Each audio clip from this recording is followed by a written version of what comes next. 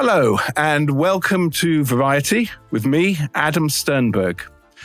I am lucky enough in this podcast to chat to a number of incredible entertainers, from magicians to jugglers, from aerial artists to contortionists. If you are into live entertainment or just interested in hearing unique stories from these incredible people, then this podcast is the one for you. Anyway, on with the show.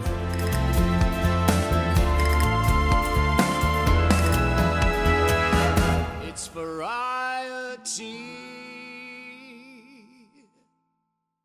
Now, for today's episode, our guest is from Rimini in Italy, for those that don't know. Also the home of Federico Fellini, the famous Italian film director. And this guest is indeed the epitome of the age of golden Italian film, elegant, sophisticated. She started off training in a number of top theatre and dance schools in Europe, but has ended up becoming one of UK's leading burlesque artists, known as much for her exquisite and carefully crafted choreography as she is for her exquisitely and very well-crafted costumes. Can I introduce to you today the Queen of Burlesque, Miss Jolie Papillon. Hello, Adam. Hello, everyone. It's good to see you. So, as I mentioned, you grew up in Rimini. That's right, yes. In Italy. Just remind me where Rimini is in Italy. Rimini is on the north side of Italy, near Bologna, on the Adriatic Sea, so on the coast. And your parents, were they entertainers or into the theatre or? Well, my dad used to be a musician. Excellent. So, yeah, my mother wasn't, but what did he play? He played a bit of everything. So he played mainly guitar, piano, and he was in a rock band. And he gave up, the music career to grow a family. Otherwise, back in the days. So he did end up with a proper job then? Yeah, he did. Yeah, with a proper job. With a proper job.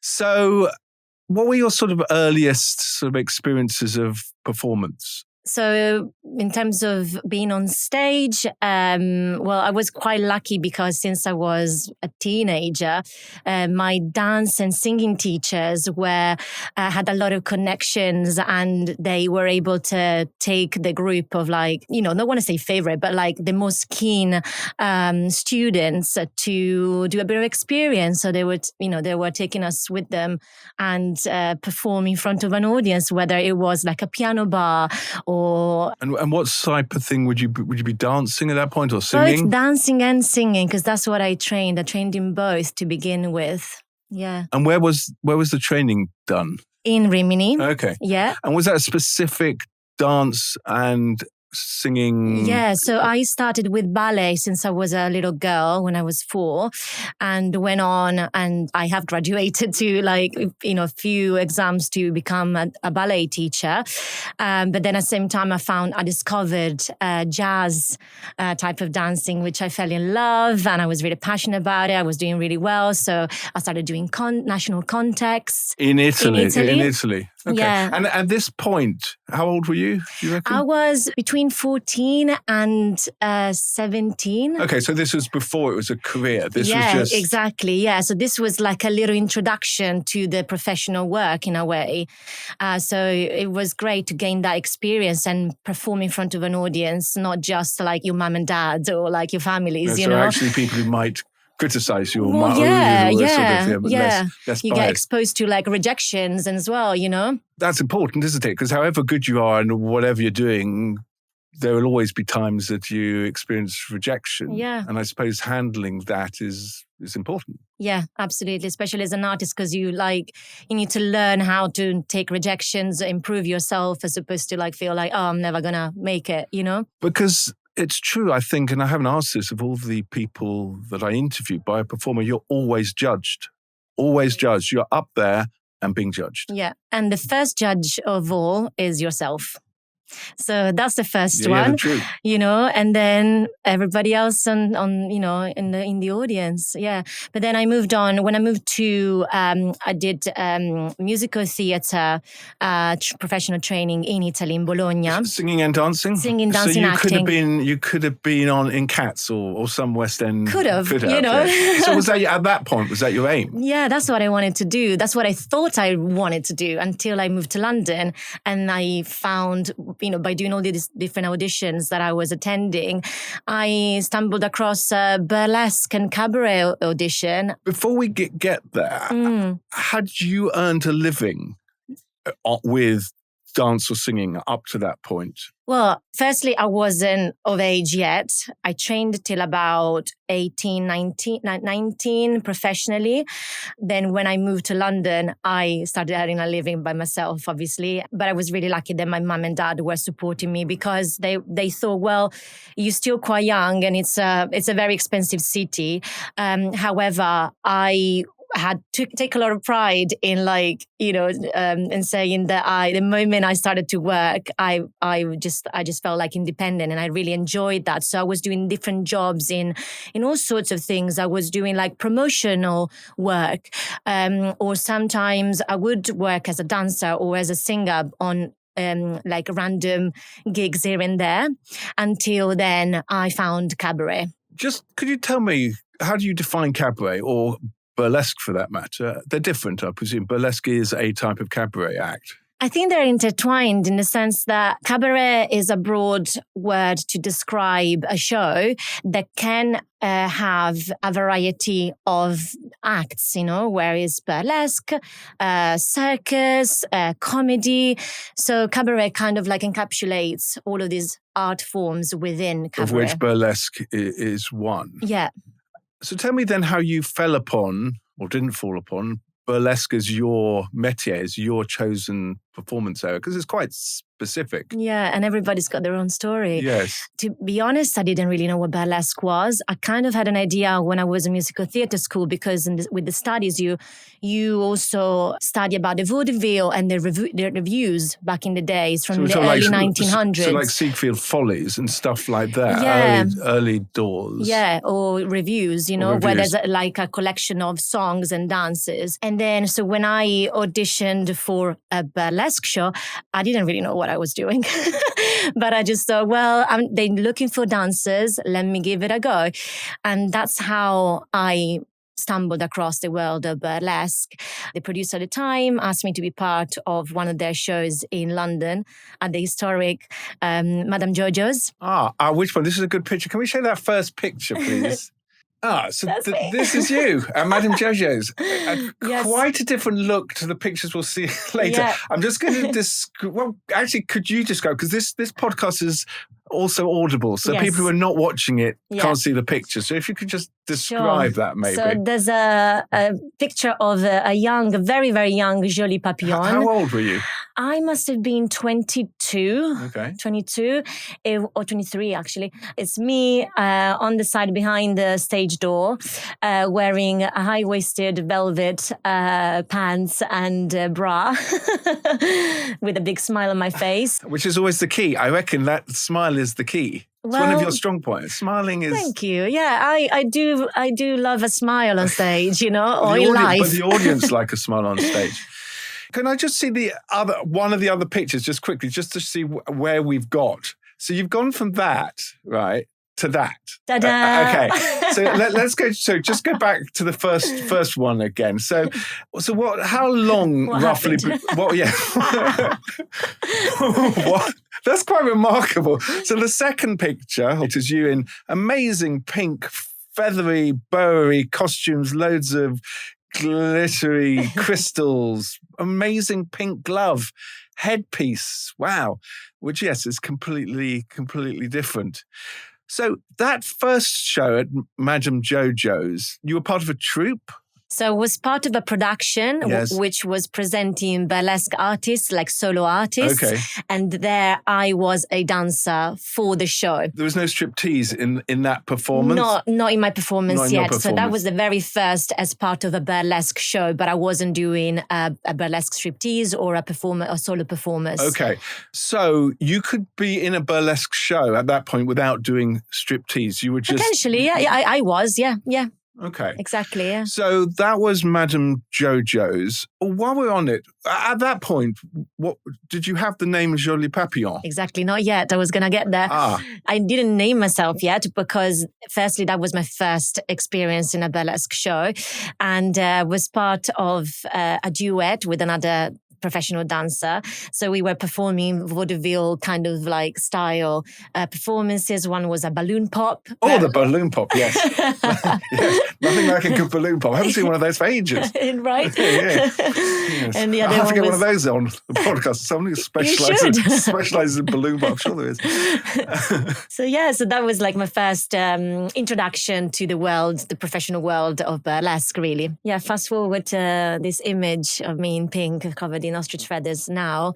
That's, years of discovering yourself, discovering your character, your persona, your style, your branding, and, working towards achieving the best version of, the vision that you want to achieve as an artist. So how far along that journey did the name come up? Because you're now synonymous. Obviously, your look, your brand is synonymous with the name. So the name is quite important, well, very important. Yeah. Choosing a burlesque name is quite important because that's going to stay with you unless you decide to change it dramatically. But that stays with you. It becomes part of your branding, and that's how you're recognized. Well, soon after this show, actually, a couple of months later, I was, by working with this company, I was asked to step in for a performer that couldn't do the show. And the show, it was actually a competition, a burlesque competition. So I thought, you know what? I think I can do this. I am so terrified, utterly terrified, but I think it's a good thing, talking about not being in your comfort zone. I always kind of like really love the challenge because I feel that's what makes you grow. And then if you don't like it, what have you got to lose, So I that's how I came up with my choreography, my act, my stage name, by creating Jolie Papillon for this competition. So it all came together, the name, the choreography, the Yes. concept, the costuming for that competition. Yes, yeah. Why the name? Well, Jolie Papillon means pretty butterfly in French. Yes. And you might ask me why French, why not Italian? Because since I'm Italian. Well, because I thought farfalla in Italian is quite difficult to pronunciate, for an English speaker. So I thought I want to make sure that I get the best, introduction or an easier introduction, and sounds quite lovely as well. And the connection was with my stage name choice was because my first act was a butterfly. Oh, okay. So was that was kind of metamorphosis. So you've literally yourself then metamorphosized from that early one into brilliant. The name makes sense. See, you get the metaphor. I get the metaphor. Yeah. But you're right, it's interesting. And it's like with drag acts, for example, they too obviously have to choose a name which reflects their brand. And it's an important choice. It's like everything has to come together, doesn't it? Yeah, absolutely. And I thought as well, like that name kind of reflected my personality.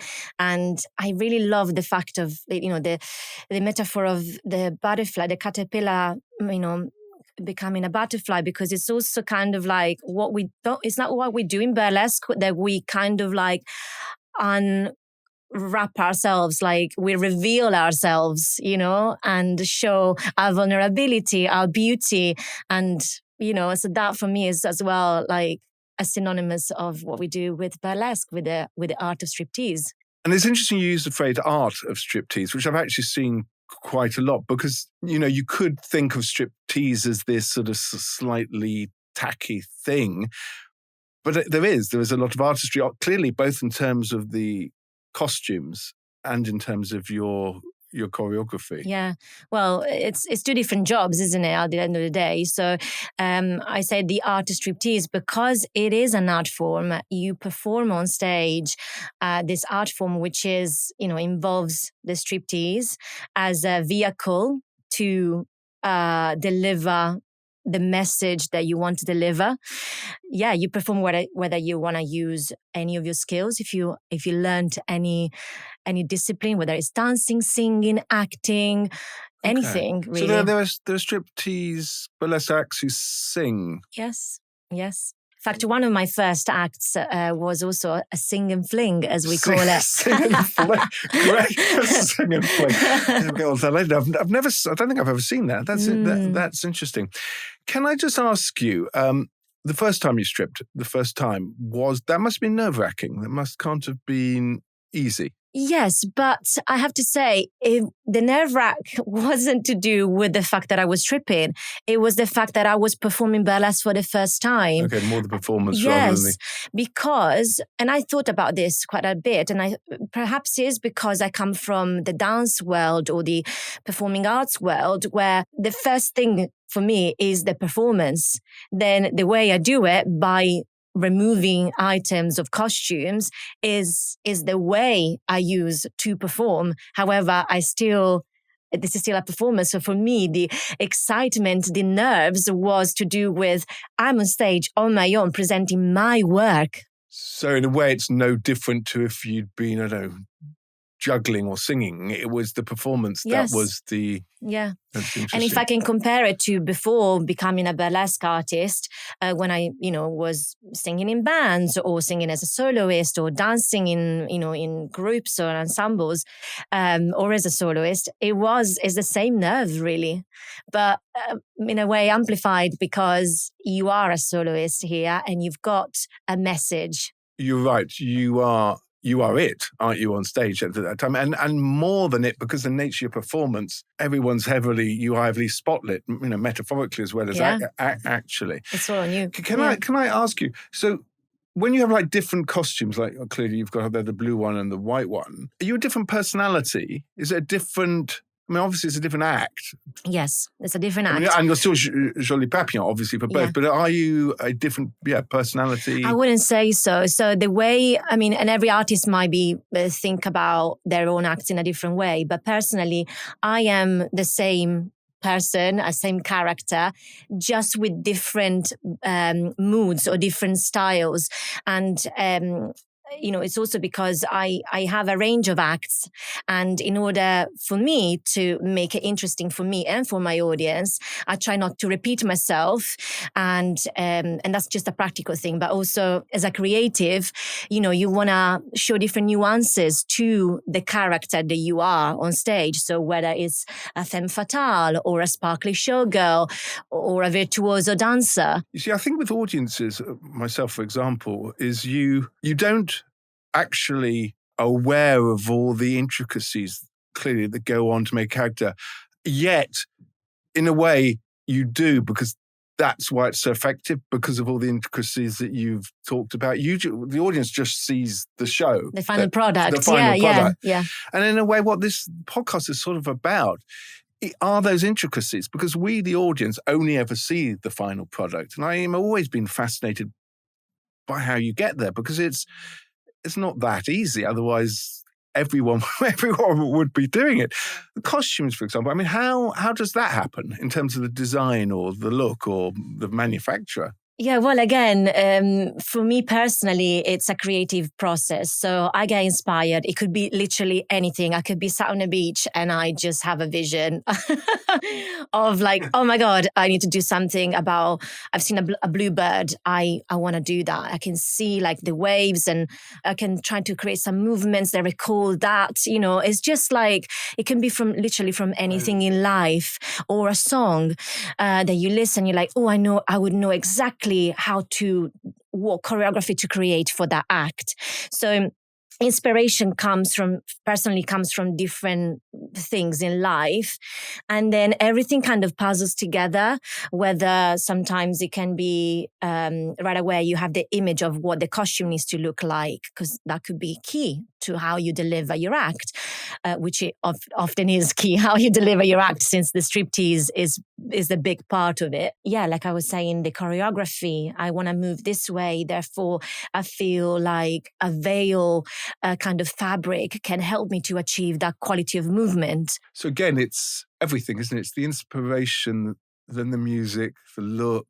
It's a puzzle. And also some elements must be, as you said, practicality, because you have to be able to remove things easily. Yeah, which is nearly impossible in burlesque, just unless you decide to do a very classic, gorgeous fan dance where you're wearing, close to nothing, nipple pastes and a G-string, and feather fans, which are really hard to use and make look elegantly.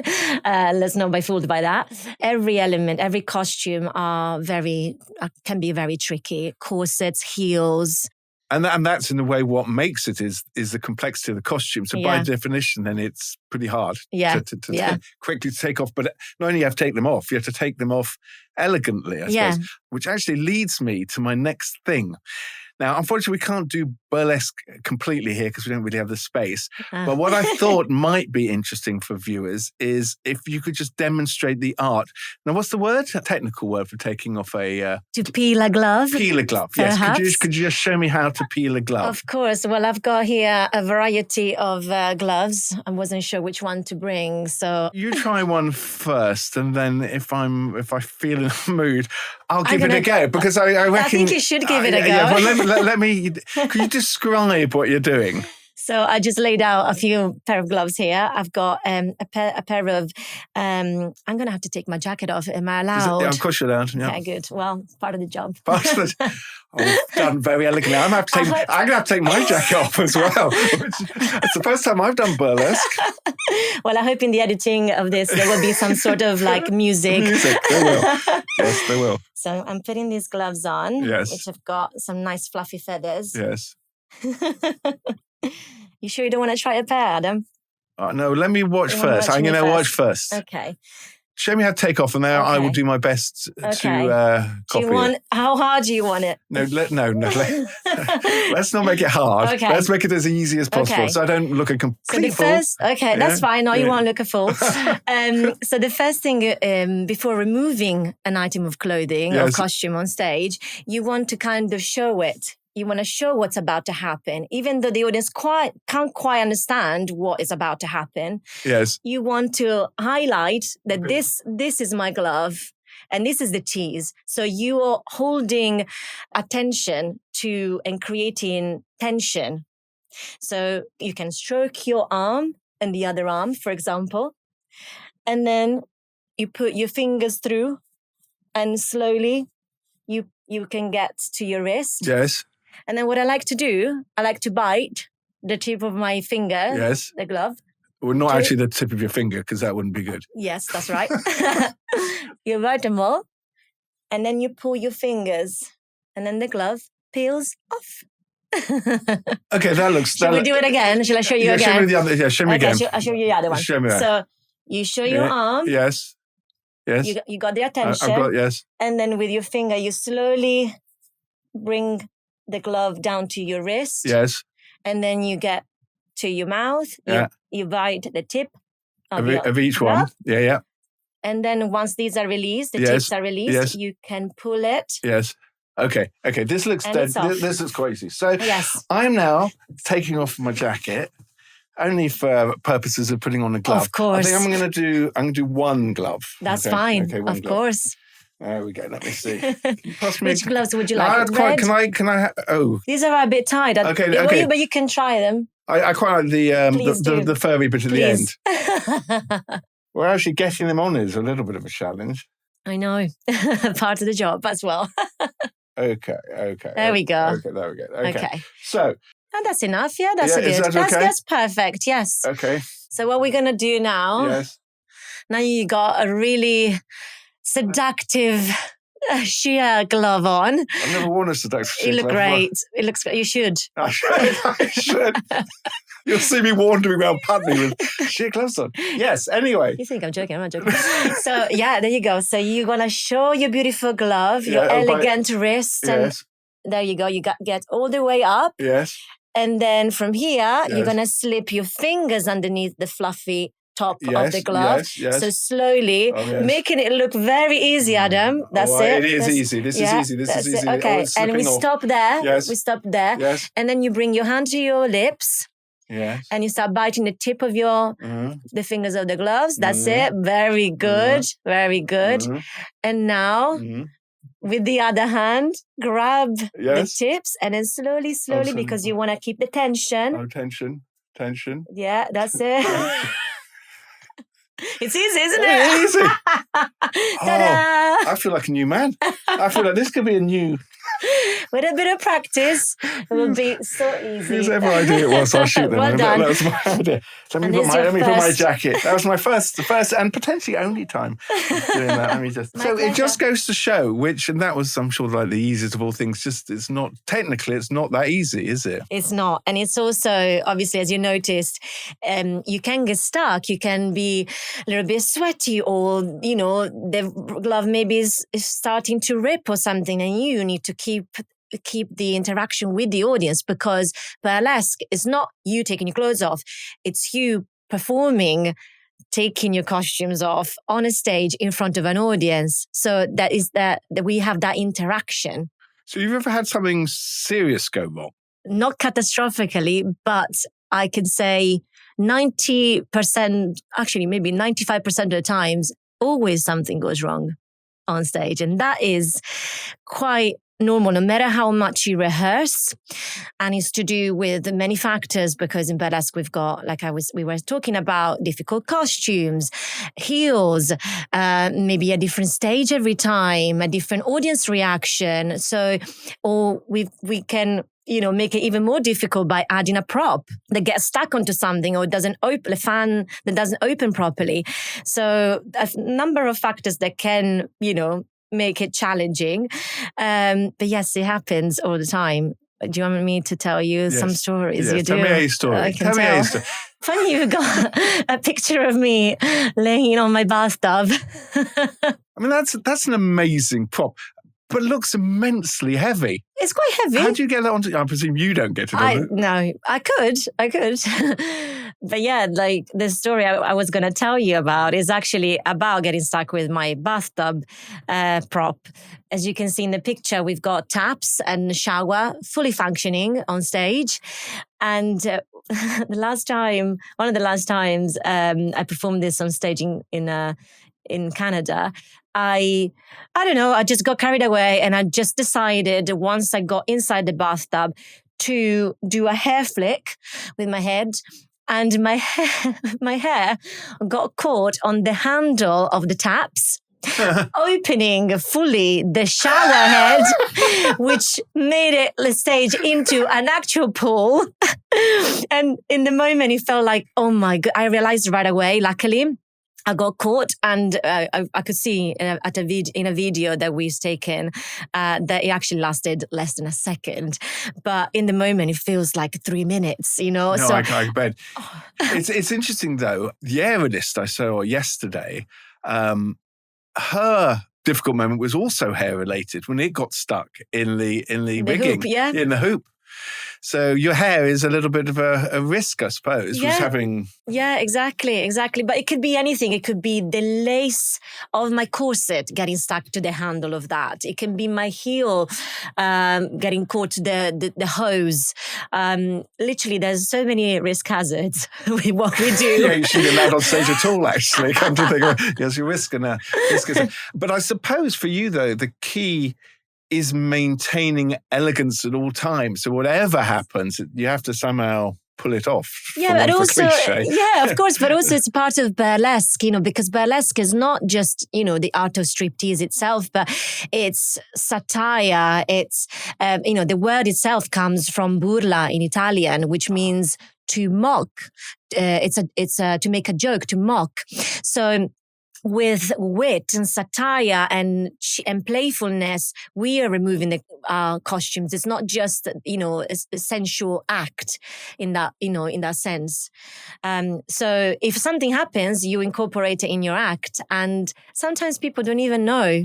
They don't even notice. They don't know if that was meant to happen. And that's something that I find quite interesting now, that when you go to see a lot of cabaret, there's often elements where things seem to go wrong, which is actually part of the act. Yes. So now no one's entirely sure if something does go wrong, whether it's meant to have gone wrong, or actually it's part of the act, which actually then gives the entertainer some leeway, I suppose. Yeah, for sure. I was going to ask you now about people's reactions, actually, to burlesque. Do you think, in the time you've done it or have been doing it, that people's reactions have changed?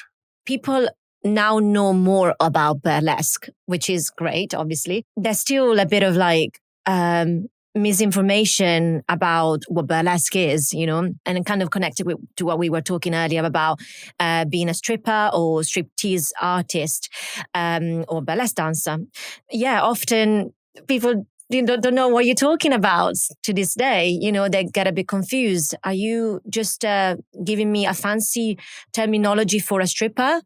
Or is it that you actually are that artist, wearing those amazing costumes on the stage? If you were to, I don't know, a dinner party at a pub and someone asks you what you do, what would you say? I say that I am a showgirl and a burlesque dancer. It's also to give them a bit more context that, what I do. I am part of a show. I'm a woman performing in a show. And also my training has always been being a showgirl, a burlesque showgirl. So I do say I'm a burlesque showgirl. However, I have to kind of explain what that means. So I say often, glitz and glamour, feather fans, cabaret, Moulin Rouge. So, Taylor Swift's new album is called Life of a Showgirl. Yes. And in fact, I don't know if you've seen the album cover. I did, yeah. So that's basically a girl in what looks like, or her in a sort of a burlesque costume in a bath. It looks like she's in a bath. Yeah. So I wonder what impact that might have on what you do. And also the word showgirl, because I've never quite understood what that means either. Well, there's a lot of interpretations about the, showgirl as, the actual terminology, because if you just take it as it is, it means literally a woman in a show, isn't it? However, the history of showgirls are dancers and singers in vaudeville variety shows, and often burlesque, because that's where burlesque comes from as well. So you would say, for you in that picture, you're both a showgirl and a burlesque artist? Yes, absolutely.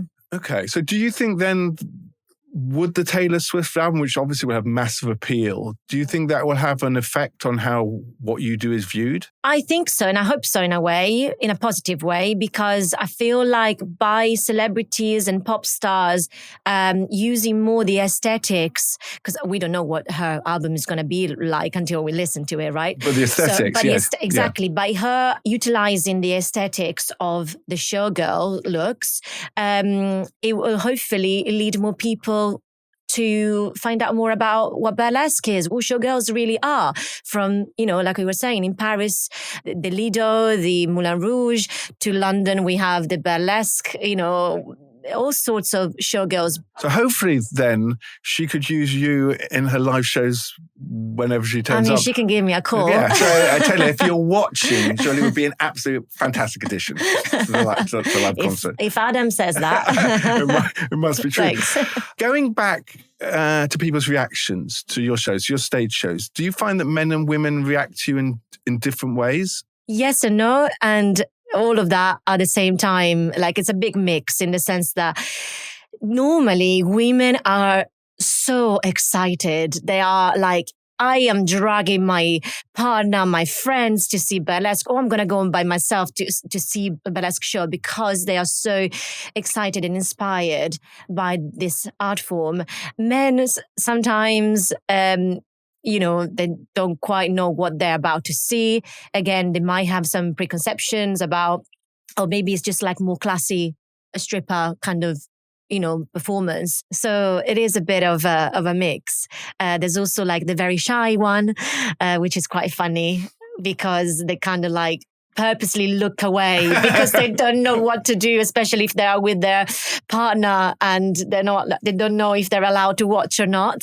So a big mix. Do you still get some people who just think it's wrong or it's sort of pandering to outdated sort of sexual stereotypes? Does that still happen? Well, I didn't think it was a thing until I started seeing some comments on the social media, because we are so lucky to, like we are saying, like as performers are so lucky to live in an environment that we are so much more open, to diversity, to political views, just open in general, creatives, and having a different mindset on life. But some of the comments on social media the past couple of years have really like shocked me. Because they've shown me that there's a lot of people that think that what we do is not a good thing to do, basically. And I suppose almost by definition, the type of people that would come to your shows are the people, because they're there, who want to be there. And it is the people who don't come to your shows and on social media who... Yes. Yeah, you take it out of context. They take it out of context. And we see the same thing with drag acts, for example. I can imagine. It's just that people... And, this podcast is called Variety, and half the joy of your world, this world, is literally the variety of performance, the genders, the sexualities, the everything. Yes. The views, the creativity. It is amazing. And still is. Yeah, we're very lucky to have this, because it's not just a show business. It's also a community. It's a beautiful sector. And you're all very supportive of each other. It's not like it doesn't seem to me competitive. I know what you're saying. Yeah, because we do want each other to do good, to do well. You're going to speak to other performers. You've spoken. A lot of performers, and we all come from different backgrounds. But I feel most we have in common is that we have kind of challenged ourselves, came out of our, we had to really come out of a struggle to become who we are on stage, and to show that confidence, that power that we embody, and make it look easy, like we were saying earlier, and present our own work, because the majority of us performers create our own work ourselves and then is presented on stage. You're doing everything. If you're an actor, you're performing someone else's work, someone else's costumes, Often, but you're yes. literally doing the whole thing. Have you ever regretted it? Have you ever thought to yourself, I wish I'd been an accountant? Or Never. I actually almost feel like, if only I knew about this before. Because it isn't easy, is it? It is constantly, however good you are and however well, it's constantly looking for work. It's constantly having to be out there promoting yourself. Yeah, keep developing yourself as well. Keep really working, on yourself to make yourself more, better than yesterday, better than the last performance that you've done. Would you say you'd ever aspired to be famous? If I aspire to Would you like to be famous or more famous? World famous? I don't care about fame in that sense. I care about burlesque because it's still a niche, really, to be more visible.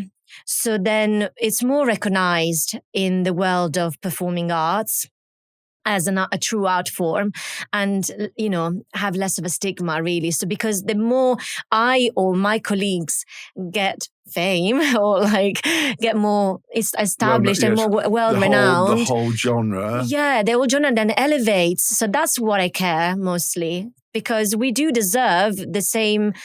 I don't want respect. To say, but it is respect. Yeah. Because I think you're right. I think a lot of this people... And another reason I wanted to do this podcast was to show the dedication and the complexity and the commitment and the passion that you and all entertainers have for what you do. And it's... Yeah.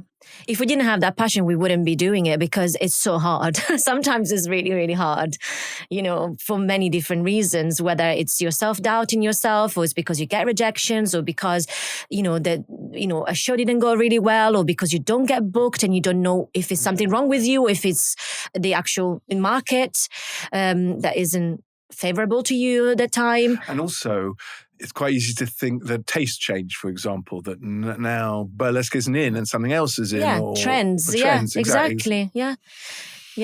Whereas I think if you're good enough, which you obviously are, you can almost form and start and continue your own trend, which is the position you want to be in. You don't want to be reliant on other people's creating trends. Yeah, absolutely. Because at the end of the day, it's you are in charge. Whatever route you decide to take, you're in charge. And I'm not saying that you need to completely change who you are to then respond to a trend. I don't believe that is the way forward. I believe in authenticity, really, in a performer. But I do feel that as we change as people. So developing and taking like a slight detour to what you do and developing with the times is not a bad thing at all. Often. No. Can I ask you one final question, which I think I read on your CV, was that you performed relatively recently in Saudi? Was that correct? Yeah, I did. So explain to me how that works, and obviously with their censorship and what's permitted. Very little is permitted, I can tell you that. Yeah, so I was asked to perform in Saudi. They wanted to bring the art form of burlesque, which obviously was and still is, I believe, a big risk. So I wasn't really allowed to do my job as you would see me doing it in London or European countries. So I had to cover myself quite a lot. I had lots of layers. It was already quite a step forward for them to have a dancer performing on stage in public. So that already was something. Yeah. So at times I have removed the glove, sometimes, because this is also part of us performers reading the room, understanding, do I do this or do I just keep it on, or do I go to that audience member, trying to capture their attention, or should I just leave them watch me from far away, So there is a lot of that, of reading the room and understanding what works and what it's best not for you not to do. But it was really risky to do that. And it was very well received. People who were there absolutely loved it, because there's so many elements, especially about the type of burlesque I do, which is the classic burlesque. So the most elegant, glamorous, and who isn't attracted to that? No. Yeah. So, I mean, that's in a way quite an important thing to do. It's like gradually breaking down barriers, isn't it? Yes. I mean, obviously, they are trying to make themselves more appealing to the arts in general. Yes, exactly. And that was already, I think, it was 3 years ago, I believe. Oh, okay, so quite some time. So things might have moved on. I believe they have. I mean, not quite as, fast as we hope, probably. It was a moment in time, I have to say. It was quite surreal to be there and to be doing that. I can imagine. And I think is quite important. Yeah. Because, the way art gets into different societies is a way of gradually, hopefully, changing people's view bit by bit. Yeah, very slowly. Not inappropriately and being respectful, of course.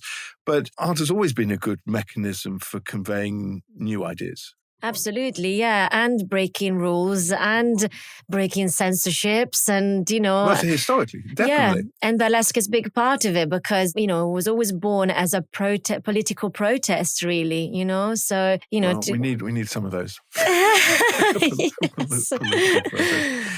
Anyway, Jolie, thank you. Thank you so much. It has been absolutely fascinating having you here today. Thank you for having me. You're more than welcome. So that's the end of today's episode. If you would like to learn more about future upcoming episodes, or would like to actually learn a little bit more about what Jolie does, do have a look at our program notes or visit our social media channels, which are at Variety Podcast Official on TikTok, Instagram, and YouTube.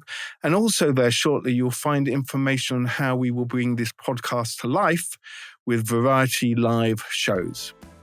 Thank you. My name is Adam Sternberg, and I hope to see you at the next episode.